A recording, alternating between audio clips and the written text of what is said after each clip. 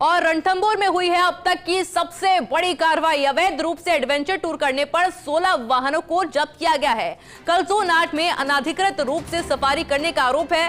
राजस्थान, मध्य प्रदेश, उत्तर प्रदेश, हरियाणा और महाराष्ट्र नंबर के हैं सभी वाहन।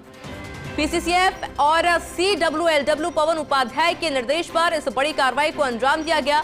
एफडी अनूप कियार और डीसीएफ रामानंद भाकर ने कार्रवाई की है। कल रात 5 वाहनों को वन विभाग के कार्यालय में लाकर खड़ा किया गया था और शेष 11 वाहनों को आज सुबह वन विभाग ने अपने कैंपस में जब्त कर खड़ा करवा दिया है। सफारी पर प्रदेश भर में रोक के बाद भी एक टूर ऑपरेटर एडवेंचर टूर के नाम पर ले गया था सभी वाहन। वन विभाग ने एफआईआर दर्ज की है और अब वन अधिनियम के तहत इस पूरे मामले पर कार्रवाई की जाएगी।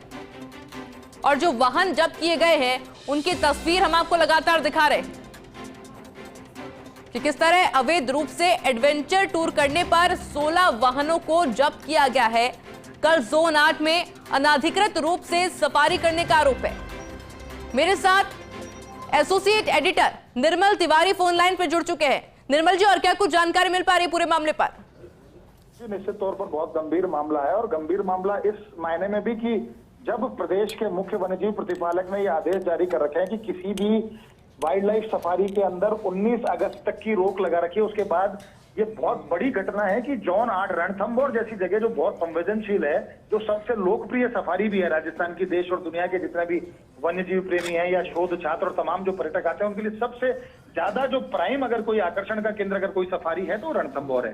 लेकिन चूंकि बरसात का दौर रहता है तो वैसे भी प्रदेश के अंदर 1 जुलाई से 30 सितंबर तक तमाम जो सफारी हैं वो बंद कर दी जाती हैं। खासकर रणथंभौर और सरिस्का के अंदर जो खासकर बहुत ज्यादा क्रिटिकल कोर हैबिटाट वाले जो जोन होते हैं, अगर हम बात करें रणथंभौर की तो 1 से 5 जोन तक तो वैसे ही बंद रहता है, लेकिन 6-10 जोन को खोला जाता है पर्यटकों के लिए। लेकिन पिछले दिनों जिस तरह की बरसात आई थी, खासकर मिश्र दर्रे के पास जब 100 से ज्यादा लोग फंस गए थे रात में, उनको बड़ी मुश्किल से रेस्क्यू करके दूसरे दिन निकाला, तो उसके बाद ये आदेश जारी कर दिए गए थे कि किसी भी तरह की सफारी राजस्थान के अंदर 19 अगस्त तक नहीं होगी।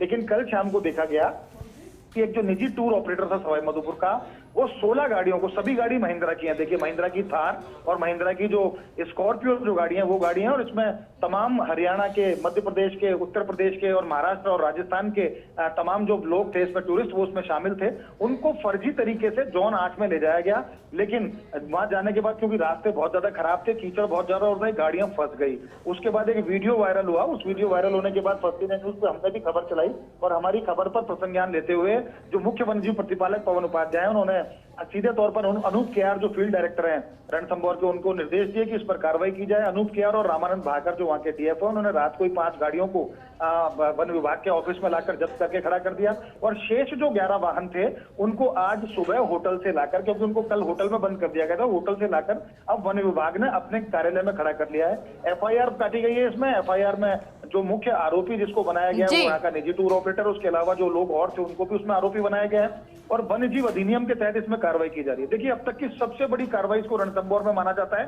क्योंकि जब सफारी बंद है उस दौर में अगर आप निजी लाभ के लिए न केवल जान जोखिम में डाल रहे हो बल्कि अनाधिकृत तौर पर आप राशि भी कमा रहे हो, तो 2 तरह के आरोप हैं जिसमें पर्यटकों को बरगलाया गया। उनको ये बताया गया कि हाँ मैं आपको सफारी करा सकता हूँ। उसमें एडवेंचर टूर के नाम पर उन लोगों को सबको बुलाया गया कि बहुत एडवेंचरस टूर होगा, बरसात बहुत ज्यादा है, आपको वाइल्ड लाइफ भी दिखाएंगे, तो तमाम तरह की बातें। हालांकि वो सब आरोपी से पूछताछ के बाद क्लियर होगा कि उसकी मंशा क्या थी, उसने इसके बदले में कितना पैसा लिया, क्या कारण था कि उसने बिना इजाजत के इस तरह की हिमाकत करने की कोशिश की, और साथ ही साथ उन वन विभाग के भी उन कर्मचारियों पर भी गाज गिरना तय है जो जोन 8 के अंदर तमाम चीजों को मेंटेन करते हैं। वहां कैसे ट्रैकिंग मॉनिटरिंग किस तरह की होगी, वहां सर्विलांस का पूरा क्या रहेगा, उनको भी, खासकर जिस वन रक्षक की या वनपाल और सहायक वनपाल की वहां ड्यूटी थी, उसने आखिर इस बात की सूचना वन विभाग को क्यों नहीं दी। तो मामला बहुत गंभीर हो गया और इस पूरे मामले में जो एसीएस है विभाग की अपर्णा अरोड़ा, उन्होंने भी संज्ञान लिया। उन्होंने भी अधिकारी को कहा है कि इसमें सख्त कार्रवाई की जाए ताकि भविष्य में इस तरह की पुनरावृत्ति ना हो। लेकिन निश्चित तौर पर बहुत बड़ी बात है